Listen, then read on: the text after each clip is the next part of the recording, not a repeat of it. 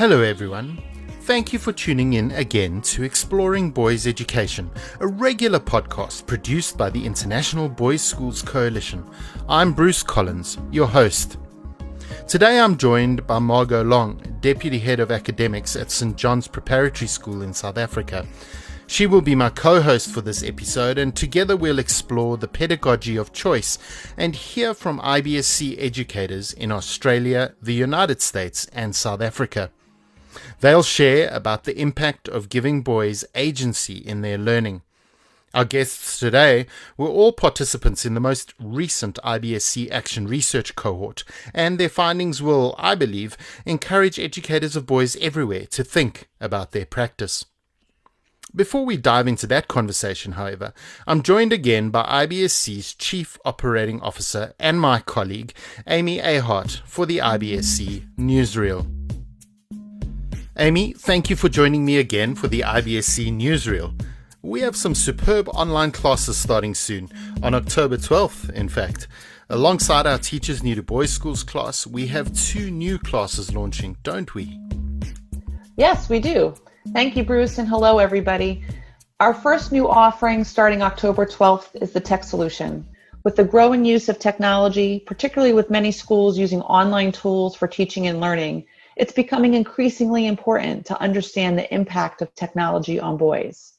The world has changed, and a key skill for our students' health, happiness, and success is knowing how to use the power of technology in service of their goals rather than becoming servants to technology. We hope you'll find fellow boys educators in this global online class led by award-winning Harvard-trained psychiatrist and #1 best-selling author Shimi Kang for a fascinating journey through the tech habits children need to achieve their full potential. The second new online professional development opportunity we are offering is a class called Boys and Belonging, drawing from the insights of global experts, teachers, and leaders in boys' schools around the world. We aim to facilitate thinking about what it means to foster school environments where every boy feels like he belongs. We hope to see you in one of these great offerings. Thank you, Amy. I am so excited about both of these new classes, and I know that you are too. And I know that both of us would urge all in the coalition to visit the online learning page on our website to get more information and to sign up for these classes. But now, to the interview. Very excited about having a guest host on this episode today, which is something new for Exploring Boys Education. My good friend Margot Long is joining me as guest host. For the past 14 years, Margot has worked as Deputy Head of Academics and Staff Learning at St. John's Preparatory School in South Africa. Most exciting, however, is that Margot was recently awarded the Hawley Jarvis Award by IBSC, which is an award that is given to an employee of an IBSC member school who has faithfully offered transformational service to IBSC for a period of at least 2 years. Margot has done that for a lot more than 2 years, and not only has that service been transformational to IBSC, but also in her own school. For those of you who don't know Margot, and I'm sure many of you do, she was an Action Research Team Advisor for the IBSC for many, many years, and has been the program coordinator of that program for the last number of years too, and has recently handed over the reins to her friend Laura Sabo. But that Hawley Jarvis Award, Margot, is well deserved, and we're all very proud of you. And it's great to have you on as a guest host. So welcome, Margot. Thank you, Bruce.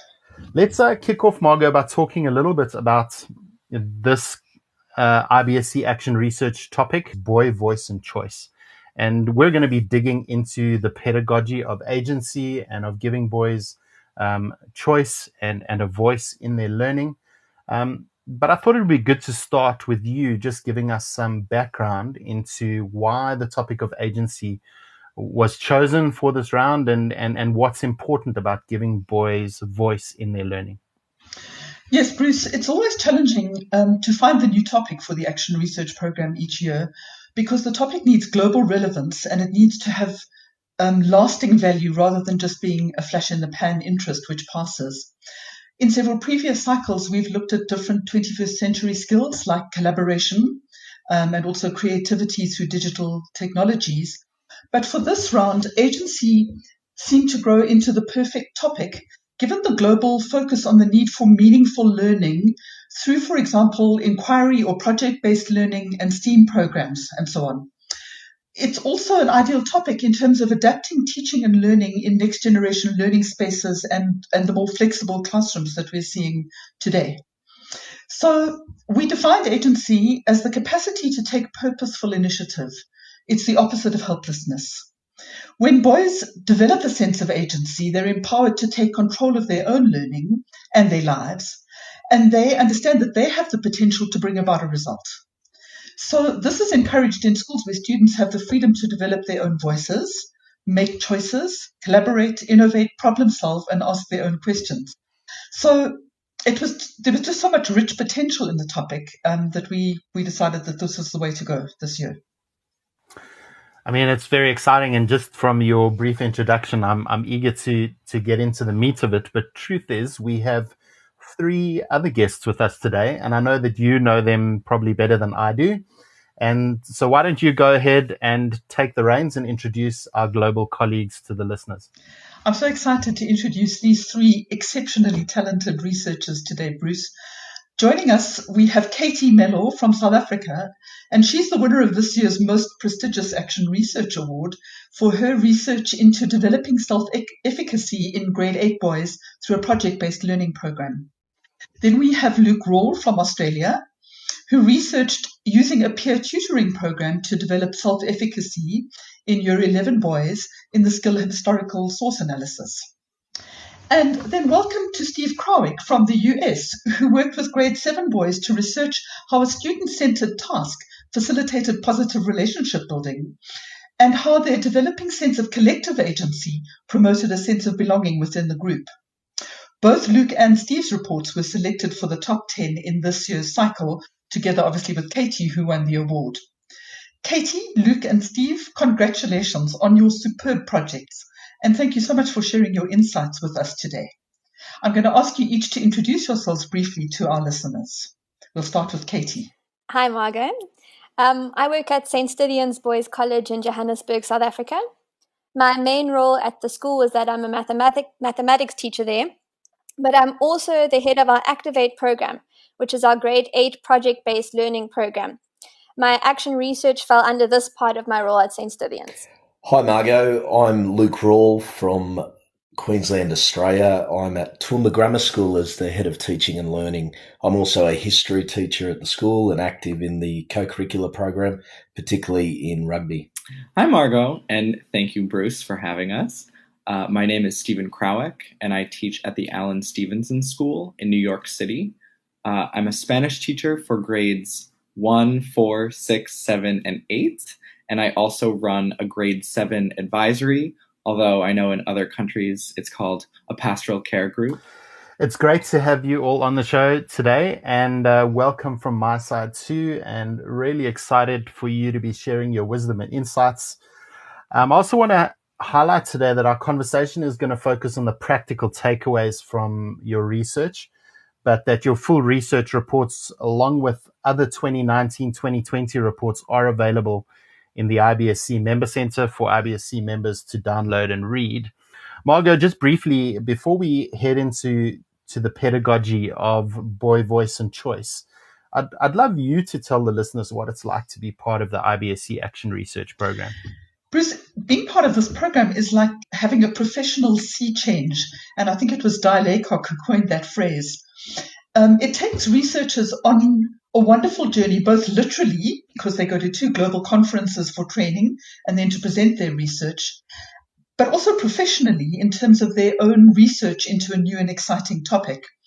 Getting to know like-minded educators around the world is a tremendously powerful experience, and many of our participants have cited it as the most rewarding professional learning curve of their lives. Look, I certainly echo those sentiments as well. I found it an amazing experience, both personally and professionally. Primarily, I think it's really enhanced my own pedagogy, helping me to be far more self-reflective in my day-to-day teaching practice. As a result, in trying to evaluate the impact that my own teaching is having on my students' learning, I find myself now constantly looking towards the boys' voices and opinions that help guide that process and inform my own self-reflection. I've loved reading your reports, Steve, Katy, and Luke. In your experience of this research, why is it so important to give boys a voice and a choice? A big part of my feeling about the importance of giving voice and choice to students is rooted in how the role of the teacher has changed over time.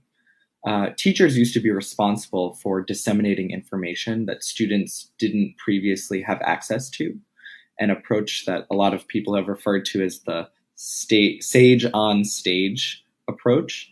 But over time, information has become readily available because of the advent of different technological resources. So the purpose of education and the purpose of the teacher has changed really dramatically.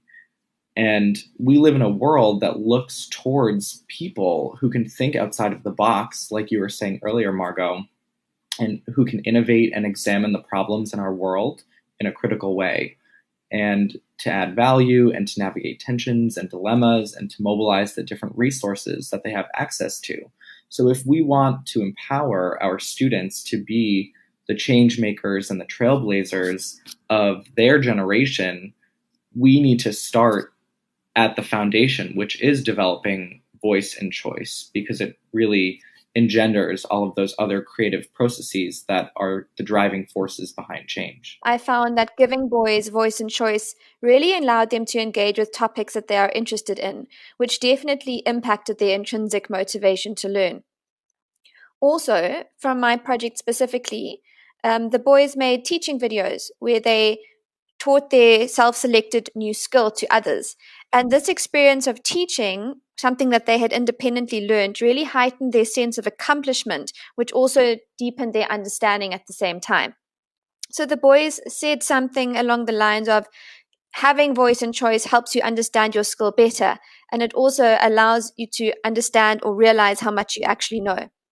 And as a final point from my project specifically, I found that utilizing voice and choice really can help develop boys' self-efficacy.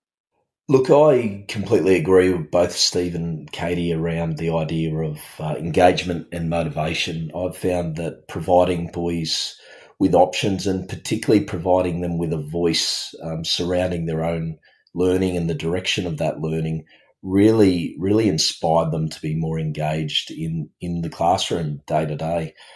I think also that voice of the boys just was that provided that instant feedback for me to be able to constantly understand where they're at without having to go through a summative assessment or an exam or something like that. And being able to constantly listen to where they're at and what they need really provided the foundations for me to reshape my own teaching.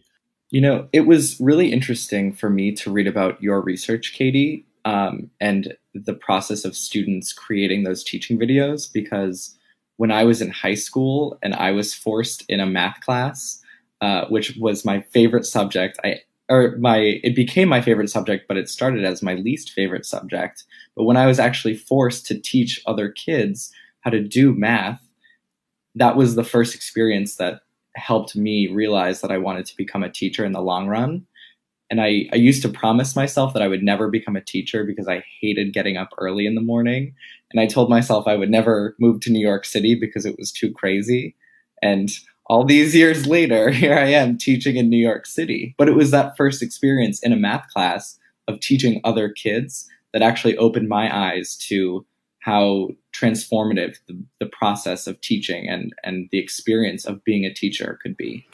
You know, Steve, I love your reflection there, and I think if any of our boys can have the intentional experience that you had so many years back, and that shapes their idea of who they are and empowers them to become who they're meant to be, that's such an exciting thing. And I think the action research process gives teachers the opportunity to be more intentional about their practice. Definitely. I'd like to shift gear into some of the nitty gritty of your projects and really learn from you, because I think Steve, Luke, and Katy, you're our experts here today. You've done a deep dive into this pedagogy, and I'd like to start with Katy, because as I read your report, Katy, I see that your findings highlight the impact of self-determination in learning on the self-efficacy of boys.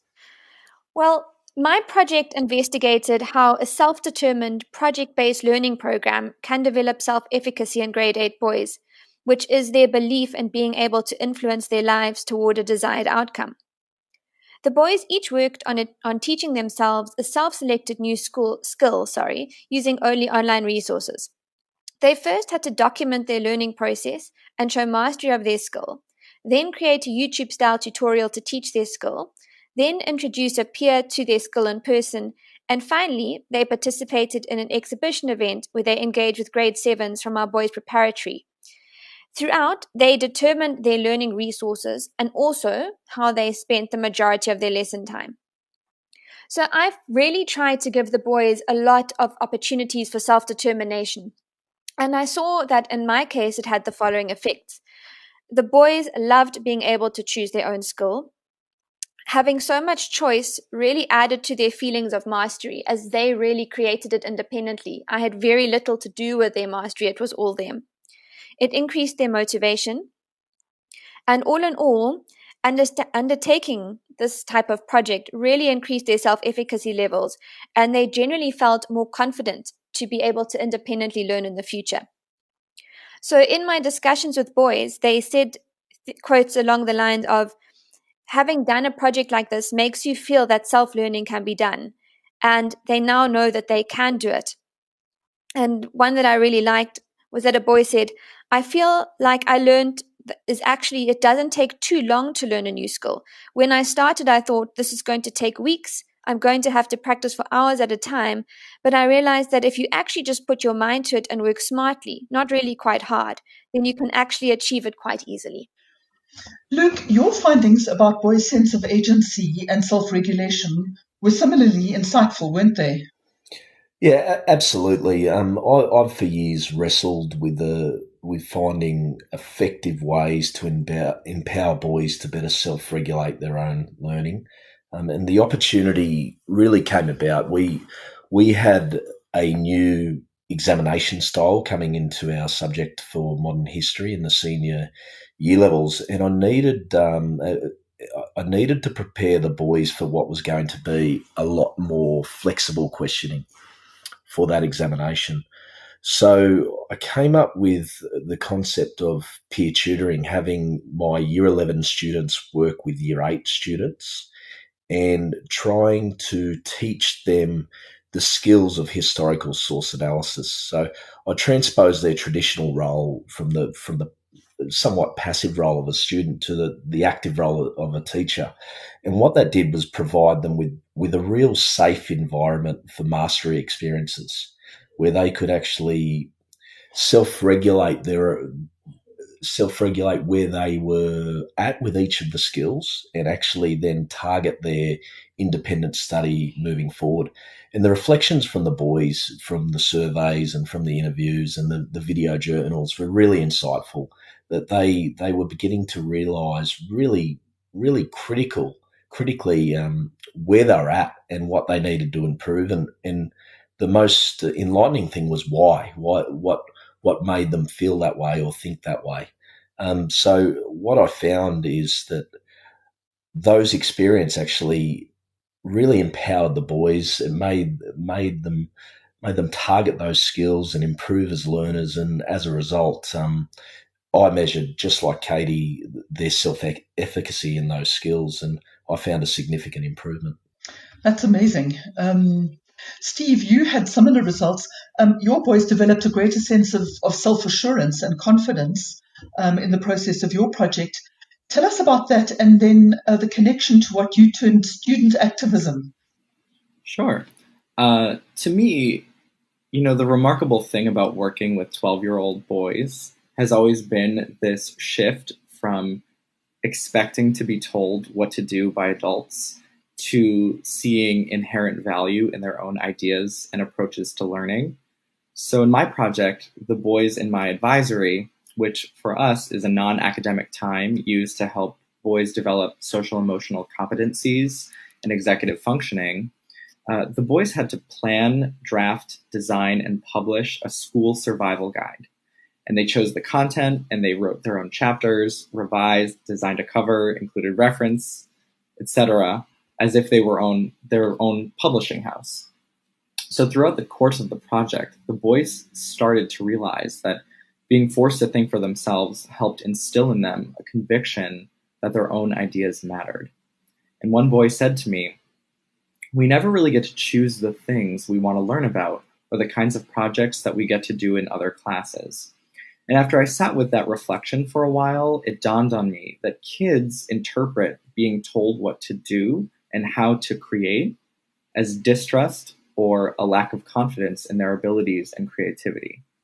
And I like to think about it in terms of being a child growing up and not being allowed to be left home alone by your parents, right? Adults often have an older sibling or a babysitter or a relative or a neighbor come over and watch the kids. And after a certain point, once the kid is old enough, they'll say, "I can do it. I can be by myself. I'll be safe. I'll stay out of trouble. I won't light the house on fire." And in the same way that parents want their kids to be safe, we as teachers, I think, sometimes over-surveil every aspect of the learning process for our students because we want what's best for them academically and developmentally. But it's really important that we give kids opportunities to be their own decision makers and to choose their creative outlets and give them options for how they demonstrate their learning. Because in my experience, kids can become disillusioned by systems that feel too cookie cutter or too prescriptive in terms of learning and in terms of how kids are showing their understanding. Luke and Katy, your findings both allude to the idea of mastery. And I know, Katy, you mentioned it when you were introducing your project. And the development of the skill and how that skill develops. I'm fascinated to know how you saw that play out in your classrooms, this whole idea of developing mastery. Maybe we can start with you, Luke. Sure, Bruce. The boys had a concept of where they were at in each of the skills prior to the peer tutoring sessions. I surveyed them before those sessions, and they rated themselves on each of those skills. As they began to teach that skill to another student, many of the boys actually realised, I don't have as good of a grasp on these skills or these ideas as I did previously. And in many of their reflections, they particularly focused on the idea of historical perspective and how that can influence a source's usefulness and reliability. So because of that experience, that kind of safe environment where they could test their knowledge and understanding of that particular skill, it allowed them the ability to reflect on that and then to obviously target that skill and refine it moving forward. In my research and project design, I really used the research of a psychologist called Bandura quite extensively. And he highlights in his research that mastery experiences develop self-efficacy. And having run this project now with my boys showed me that this is true. Boys really benefit from having opportunities to show their mastery in different ways. So as I mentioned before, I deliberately included multiple and different opportunities for the boys to show their mastery. Some were independent, where they were showing that they'd mastered a skill or creating a teaching videos, and others involved experiences where they got to interact with other people.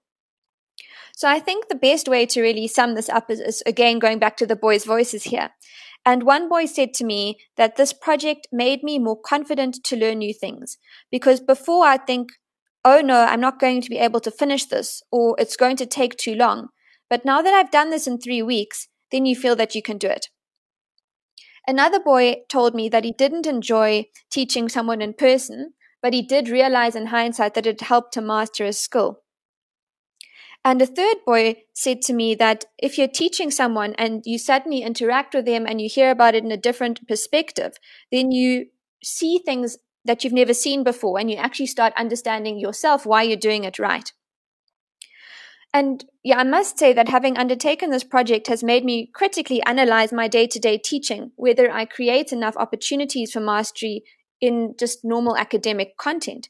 Because if you think about it, if we end a learning cycle with something like a standardized test, that isn't a mastery opportunity. For a lot of boys, it might not go as well as they hoped. And instead of building their self-efficacy to encourage them to learn better next time, it's going to be hampering their self-efficacy and and thus also their agency for learning. This is fascinating stuff, and we're going to chat to Steve and Luke and Katy a little bit more in a bit. But Margot, before we continue this conversation, I'd like to explore, because I know some of our listeners are working with younger boys, and I'd like to explore a little bit how agency is evident in younger boys' classrooms. And I know, for example, that Kate Cowan, who's another top 10 researcher in this cohort, worked with grade 2 boys in her project. What are some of the insights that come out of this concept in classrooms where boys are not in high school or senior primary school? Yes, the topic was so relevant for the younger boys, Bruce. Kate is from Sterling Hall in Toronto, and her little boys worked on the impact of student-led, character-based inquiry projects on student self-awareness. So they pursued Genius Time inquiry projects, and then they linked their work explicitly to character strengths. And Bruce, even with these very young boys, Kate's project demonstrated the potential that student voice and choice have in the classroom, and how this encourages a growth mindset and a real zeal for learning. And I think, if you could start that young, just think of all the ground you've gained in that time. So the younger, the better. Precisely, and I would urge those people who are listening to this who do teach younger boys to head to our website to check out some of those reports and to make sure that they read up on those. A thread that's coming through in this conversation is this whole idea of autonomy and learning, and I know, Steve, you saw autonomy and learning leading to a growth in self-awareness and individual self-awareness in your boys. Maybe share a little bit about what that looked like and what you saw as you worked with your boys. Absolutely. The relationship between self-awareness, autonomy, and collaboration was one of the overarching themes in my project. And one of the pre-action reflections that I had my boys do was a journal about their experiences working in a group and what collaboration looked like in their experience. And so much of the data early on suggested a lack of self-awareness because all of the boys referenced problems that came up as a result of someone else in the group. He wasn't focused, he wouldn't listen to my ideas, he was being lazy, etc. The typical issues that arise during group work. But what was missing from these early responses was an examination of the self. Nobody attributed any past failures or successes during collaborative work times to their own individual qualities or work habits. And I think in part that's developmentally appropriate because 12-year-olds are egocentric by nature. But so much of the project required the group to be one autonomous and cohesive unit. So before we dove into the project, I did a collaboration skills inquiry and inventory with the kids to help identify the different strengths and skill deficits that each boy brought to group work. And we also worked through a lot of potential conflict scenarios by using role play to act out different solutions and different ways that a problem could be mediated without my intervention. And my goal was to set the kids up to be the solutions to their own problems and use their understanding of different strengths and deficits to better divide up work responsibilities, again, without my intervention. And by the end, the boys' reflections showed a significant growth in self-awareness. One boy wrote, "True collaboration is when more than one person has to work on the same project, but they don't have to do the same thing. Both people have to learn about their strengths to do their best on the part of the project that will help them show their abilities." And another boy told me in an interview that being forced to rely on themselves, on the unit, on the autonomous unit, made it so they really had to pay attention and keep in mind everyone's individual working styles and working habits, and consider how each person in the group can have an impact on the overall dynamic. And I think this was a really important takeaway because the boys started to realize that over time, they're going to be kicked out of the nest. And, in high school, in college, in a career, they're not going to be able to rely on an adult to just intervene and take control and be the person who is mandating and deciding how things are going.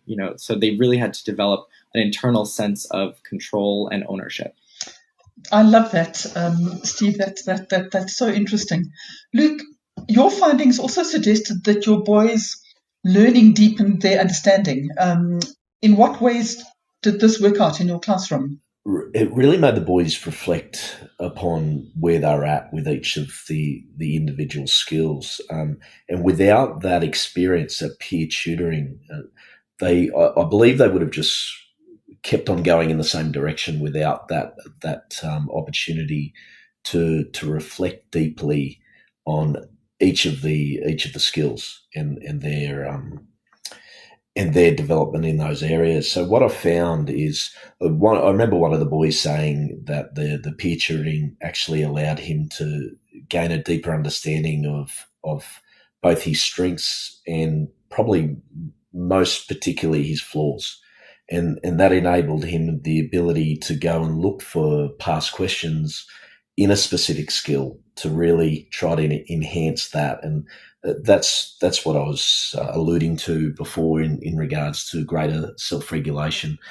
And as a result of that, the boys believe they enhance their ability at historical source analysis, and my measurement of self-efficacy with that through surveys and interviews and video journals suggested that the boys felt that they improved in that.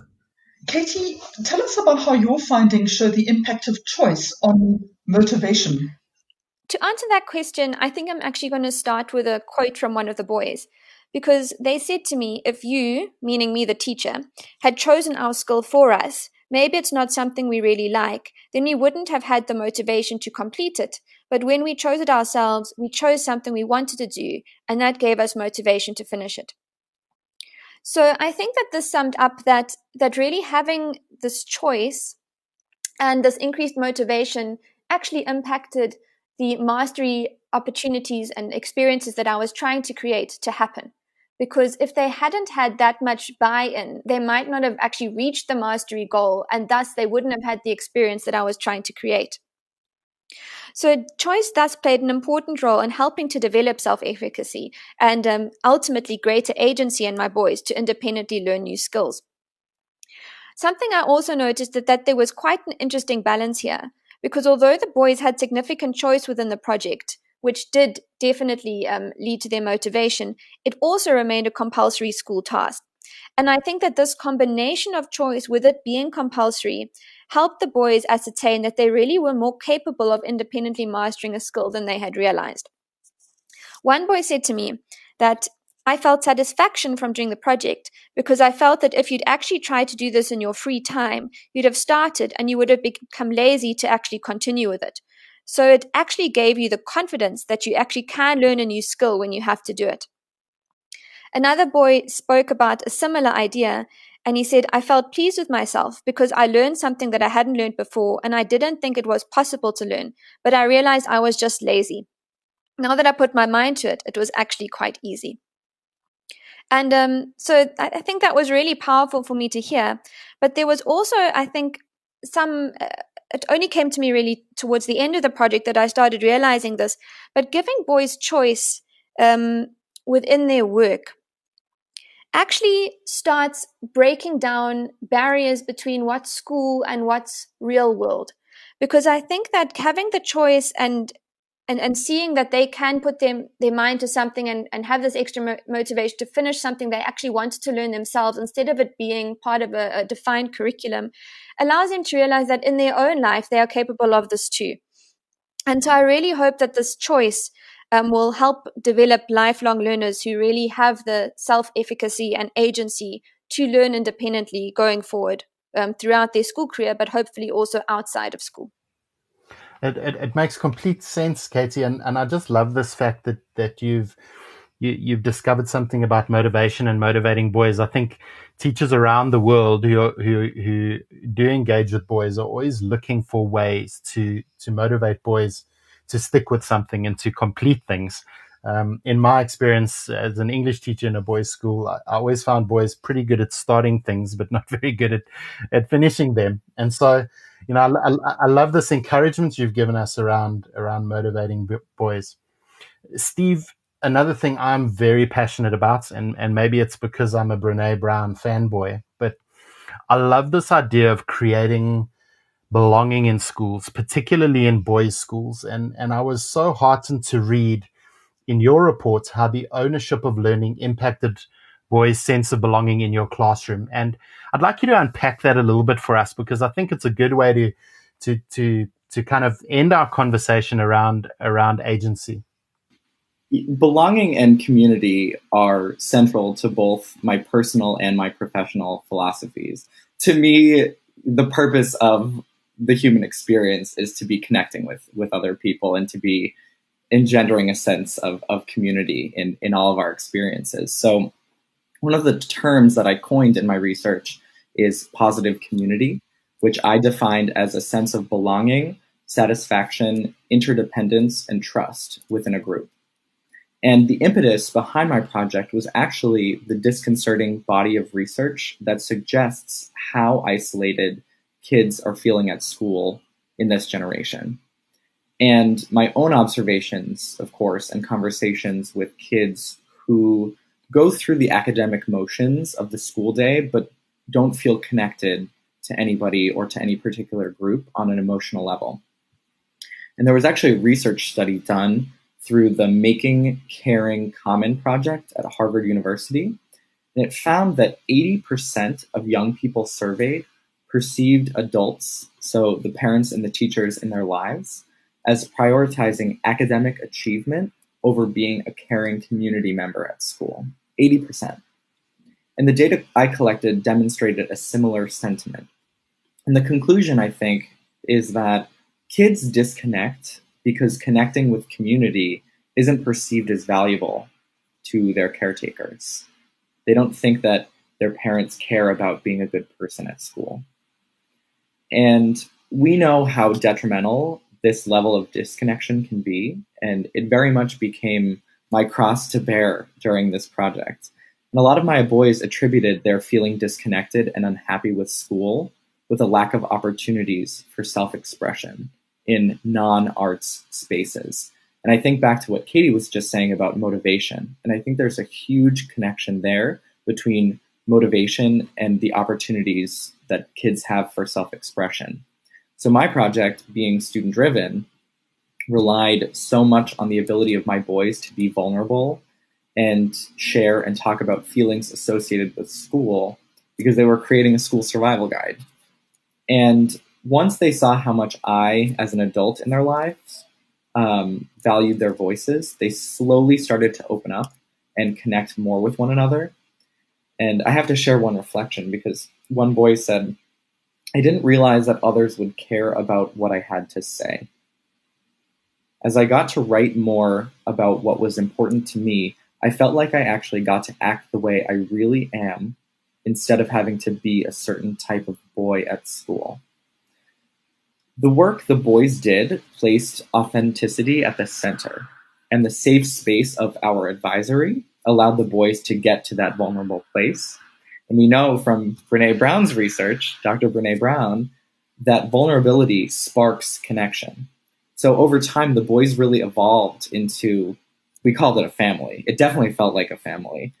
And many of them said that they never would have been as close-knit without having the experience that advisory and that this project gave them. So it really, overall, was very transformative for them, but also for me as kind of the patriarch of this little family that we had in school. I love that you brought up that idea of vulnerability, because I think as action researchers, we show to the boys that we're authentic and we're vulnerable. We ask them for their honest opinions, and in doing that and empowering them by voice, we expose ourselves, but we also empower the relationships that we have with them by telling them that their voice matters and that their voice is actually driving the learning experience.